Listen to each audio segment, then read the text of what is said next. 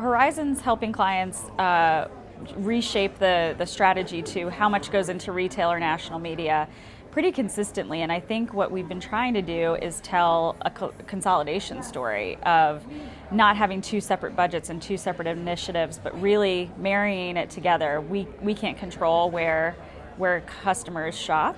So making sure that both sides of the house are elevating and driving client growth.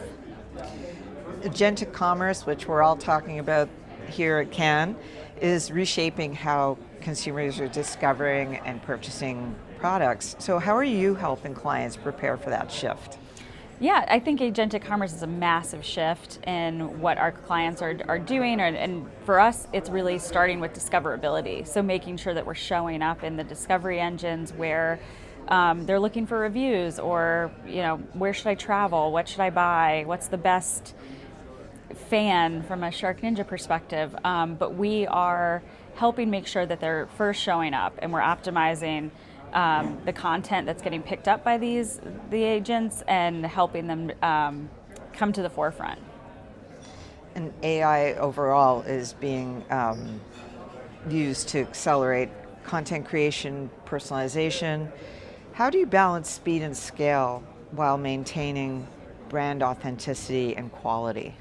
I think when we think about scale and speed of using AI to power personalization for our clients, it really starts with what are we trying to say, and being real creative and kind of giving that brief into the AI solution, so that as more content is made to be more discoverable, to drive reviews and solutions with our clients' products, we have to balance speed and scale because it can get out of hand very quickly. You still want to be meaningful. You can't have AI slop everywhere. We do need the message to be resonating, and we need to make sure it resonates with the right audience. So we're still looking at the data first, finding the right people, but we're now doing it at a much broader scale and more effectively and more efficiently too. Client transformation requires both technology and organizational change. What's harder for most clients to navigate?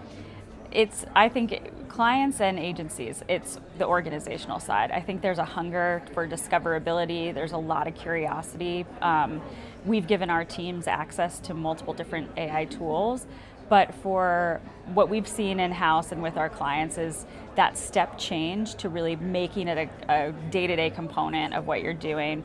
We've done a lot of trainings for our team, from prompt engineering to what's an LLM, and I think we see a lot of people leaning in.